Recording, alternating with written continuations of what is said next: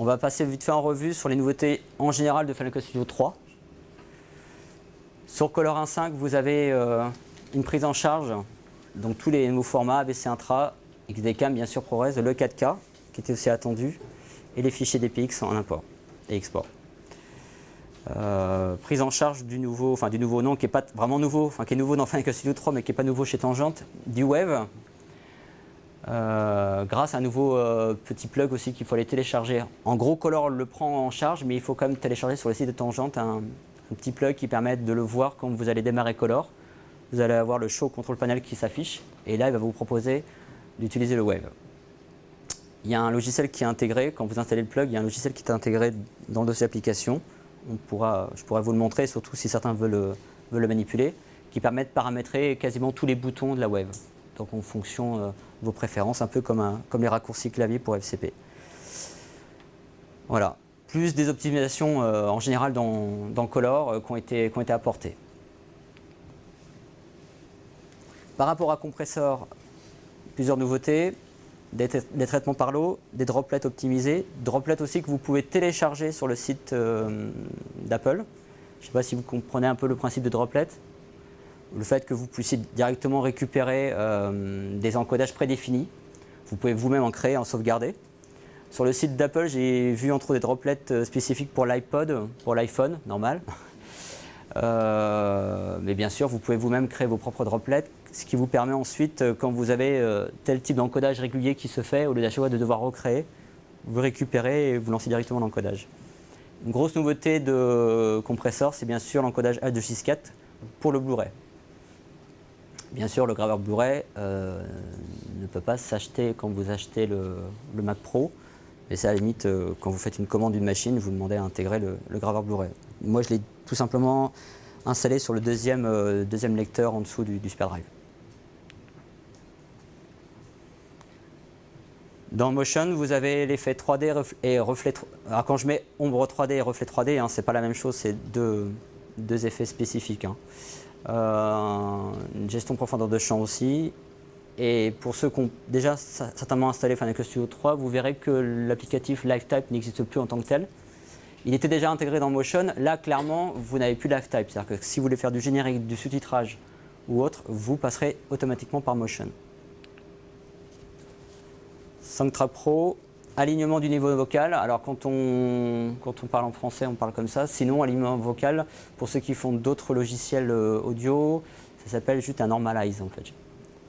On va parler maintenant hardware, parce que souvent pour faire tourner des suites comme Final Cut Studio, il faut quand même une machine relativement véloce. La machine qui est là aujourd'hui, bah, c'est forcément un Mac Pro NehalEm. On ne peut que vous conseiller de prendre ce type de Mac Pro, bien que les anciens fonctionnent très bien aussi. Hein. Mais le NehalEm va pouvoir, entre autres, encore mieux gérer Snow Leopard par rapport justement au grand central dispatch, grâce à l'hyperthreading. Et puis surtout, un truc tout bête aussi, c'est qu'il n'y a que dans les NehalEm que vous avez du port SATA pour brancher du graveur CD et Blu-ray. Or, les graveurs Blu-ray n'existent qu'en norme SATA. Les anciens Mac Pro étaient en IDE.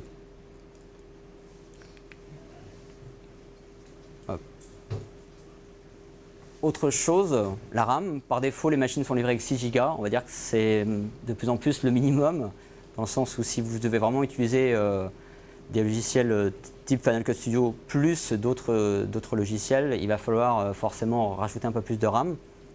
Avec Snow Leopard, c'est encore plus vrai, puisque lui va pouvoir au mieux gérer le rajout de RAM. Là, sur la machine qui est ici, il y a 8 Go.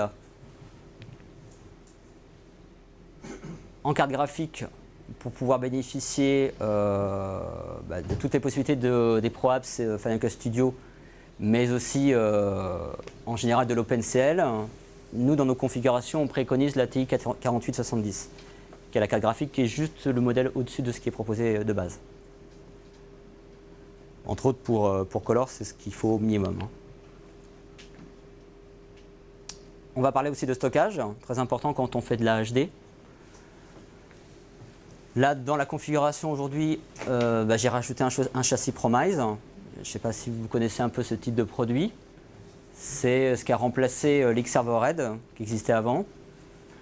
Donc Promise, hein, c'est une société à part, mais Apple collabore avec eux. L'avantage du Promise, c'est que dans une évolution moyen-long terme dans les entreprises, ça peut permettre d'évoluer vers un Xsan. Si un jour vous dites voilà, moi j'ai pas une seule station, j'en ai plusieurs et je veux un travail collaboratif, on peut après évoluer vers un Xsan en rajoutant un Xserve, voire 2 Xserve. Et bien sûr, le Promise a toute sa place à l'intérieur. Il est en 4 fibres de 4 gigabits. Ce qui permet en termes de flux de pouvoir faire facilement de l'âge.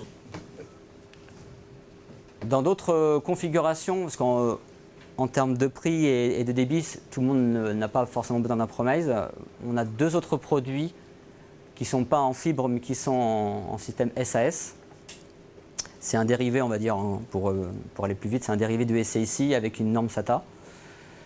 L'avantage, c'est qu'on obtient aussi de très bons débits et dans la même configuration que le Promise, vous pouvez faire du RAID sécurisé, c'est-à-dire du RAID 5, du RAID 4, du RAID 6, ce qui vous permet d'avoir du débit et en même temps la sécurité. Vous avez des versions en tour et des versions en rack. Vous avez des modèles en 4 disques et en 8 disques. En général, on préconise pour les gens qui font vraiment de la HD des tours en 8 disques. Et vous avez un produit équivalent que nous vendons aussi, qui est chez Sonnet, les R ou les diffusions, pareil, qui existent en mode rack ou en mode tour, avec toujours intégré une carte ATO SAS.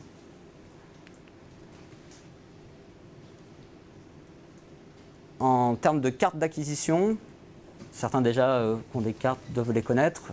On a plusieurs possibilités. Tous ces constructeurs se sont mis à jour au niveau Final Cut Pro 7 et se sont aussi mis à jour par rapport à SNE Leopard. Il y a une très bonne collaboration entre ces constructeurs et Apple.